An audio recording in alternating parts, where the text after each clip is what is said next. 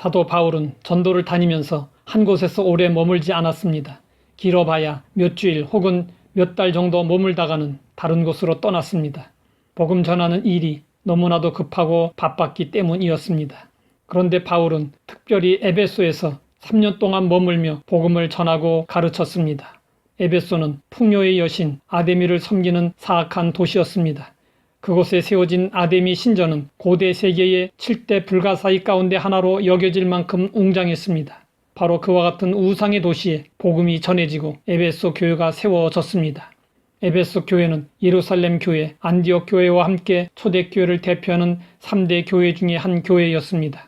에베소 교회는 바울이 3년 동안 집중적으로 가르쳤던 교회였던 만큼 여러 면에서 모범적인 교회였습니다. 에베소 교회에 나타나신 예수님은 에베소 교회를 향하여 이런 칭찬을 하셨습니다. 내가 네 행위와 수고와 네 인내를 알고 또 악한 자들을 용납하지 아니한 것과 자칭 사도로 하되 아닌 자들을 시험하여 그 거짓된 것을 내가 드러낸 것과 또 내가 참고 내 이름을 위하여 견디고 게으르지 아니한 것을 아노라. 우리는 내 행위라고 하는 말씀에서 에베소 교인들이 선한 일들을 했었음을 알 수 있습니다. 수고라는 말씀에서 그들이 근면하게 일했음을 알 수 있습니다. 인내라는 말씀에서 그들이 부모의 심정을 가지고 다른 사람들의 약함을 도우면서 참고 견딘 것을 알 수 있습니다. 선을 행하다 보면 낙심할 일들이 종종 생깁니다. 그래서 바울은 이렇게 권고했습니다. 우리가 선을 행하되 낙심하지 말지니 포기하지 아니하면 때가 이름에 거두리라. 에베소 교회는 예수님의 이름을 위하여 지속적으로 선을 행하되 중도에서 낙심하지 않았습니다. 또한 에베소 교회는 영적인 분별력이 있어서 악한 자들을 용납하지 않았습니다. 적은 누룩이 온 덩어리에 퍼지는 법입니다. 그러므로 에베소 교회는 악한 자들을 용납하지 않았습니다. 그들은 사역자들이라고 해서 무분별하게 받아들이지 않았습니다. 심지어 자칭 사도라고 말하는 자들까지도 혹시 가짜는 아닌지 조심스럽게 시험해 보았습니다. 그리고 예수님은 니골라당에 대한 처신을 칭찬하셨습니다. 니골라당은 영주지 이단으로서 율법 무용론, 영혼의 무죄설, 무도덕주의를 주장했습니다. 율법 무용론은 율법 시대가 지나가고 은혜 가운데 사는데 구약의 율법이 무슨 소용이 있느냐는 주장입니다. 지금도 율법 무용론을 주장하는 사람들이 있습니다. 율법이 무엇인지 제대로 알지 못하기 때문입니다. 율법은 지금도 여전히 필요합니다. 우리가 율법으로 구원을 받는 것은 아니지만 율법을 통해서 그리스도께로 인도함을 받게 되고 율법을 통해서 우리의 죄를 깨닫게 되고 율법을 통해서 하나님의 뜻을 알 수 있습니다. 또한 니골라당은 영혼 무죄설을 주장했습니다. 육체는 더럽고 영혼은 깨끗하다는 것입니다. 그래서 이들은 예수님께서 이 땅에 오신 것은 육체를 입고 오신 것이 아니라고 주장했습니다. 이것은 육체를 더럽다고 보았기 때문이었습니다. 또한 니골라당은 무도덕주의를 주장했습니다. 육체는 어차피 더러운 것이기 때문에 그것을 가지고 무엇을 하든지 상관없다는 것입니다. 죄를 짓든지 쾌락을 누리든지 마음대로 하라는 것입니다. 얼마나 무서운 사상입니까? 에베소 교회는 이러한 이단의 정체를 드러내고 그 세력을 막아냈습니다. 이런 점에서 바울이 에베소에서 3년 동안 머물며 말씀을 가르친 것은 헛되지 않았습니다.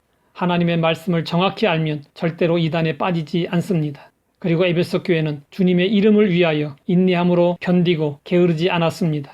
에베소 교회가 참고 견디고 게으르지 않았던 것은 교회의 명성을 높이기 위함이 아니었습니다. 자신들의 이름을 날리기 위해서도 아니었습니다. 오직 예수님의 이름을 위한 것이었습니다. 그러므로 예수님은 에베소 교회의 동기가 순수했음을 칭찬하셨습니다. 에베소 교회는 정말 여러 면에서 주님께서 보시기에 아름다운 교회여 충성스러운 교회였습니다. 그러나 완벽해 보이는 에베소 교회에도 문제점이 있었습니다. 사람은 외모를 보기 때문에 사람의 판단은 얼마든지 잘못될 수 있습니다. 그러나 예수님은 불꽃과 같은 눈으로 중심을 살피십니다. 그렇기 때문에 예수님의 판단은 정확하며 절대적입니다. 따라서 에베소 교회를 향한 예수님의 책망은 심각할 수밖에 없었습니다. 예수님은 에베소 교회의 문제점을 이렇게 지적하셨습니다. 그러나 너를 책망할 것이 있나니 너의 처음 사랑을 버렸느니라. 에베소 교회의 치명적인 문제점은 처음 사랑을 버린 것입니다. 처음 사랑은 우리가 구원받았을 때 가지고 있었던 주님을 향한 뜨거운 열정을 말합니다. 그러면 왜 처음 사랑을 버리게 되었을까요? 에베소 교회가 세워진 지도 수십 년이 흘렀습니다. 겉으로는 새로운 세대가 이전 세대를 이어서 교회를 잘 섬기고 있는 듯 했습니다. 그러나 속으로 보면 새로운 세대는 처음 세대가 가졌던 뜨거운 사랑을 상실해 버렸습니다. 내가 사람의 방언과 천사의 말을 할지라도 내가 예언하는 능력이 있어 모든 비밀과 모든 지식을 알고 또 산을 옮길 만한 모든 믿음이 있을지라도 내가 내게 있는 모든 것으로 구제하고 또 내 몸을 불사르게 내어줄지라도 사랑이 없으면 아무 소용이 없습니다. 에베소 교회는 교회 안에 있던 거짓 교사들을 분별하는 데 집중했습니다. 이 과정에서 형제를 의심하게 되고 엄격하게 구별하면서 형제에 대한 사랑이 식어졌습니다. 그러다 보니 하나님을 처음 만나서 가졌던 순수하고 불타는 신앙도 잃어버리게 되었습니다. 어느 부부이든 뜨거운 사랑을 했기에 결혼을 했습니다. 그러나 처음 사랑은 오래 지속되지 못합니다. 어느 남편이 아내에게 이런 말을 했습니다.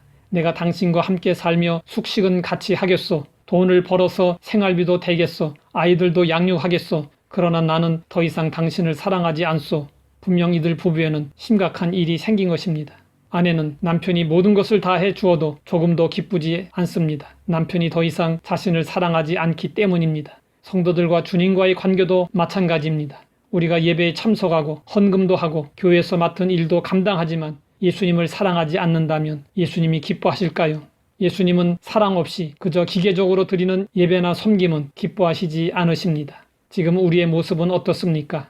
이전에 무엇을 해도 감사해서 즐겁게 감당하며 충성하던 열정이 식어지고 느슨해지지는 않았습니까? 코로나19로 인해 대면 예배가 제한을 받으면서 성도들의 신앙 자세가 해이해지고 있습니다. 아마 이런 현상은 점점 더 심해질 것입니다. 그렇기 때문에 우리는 에베소 교회에 대하여 너희 처음 사랑을 버렸느니라고 하신 책망의 말씀에 귀를 기울이고 이 말씀 앞에서 우리의 신앙을 점검해야 할 필요가 있습니다.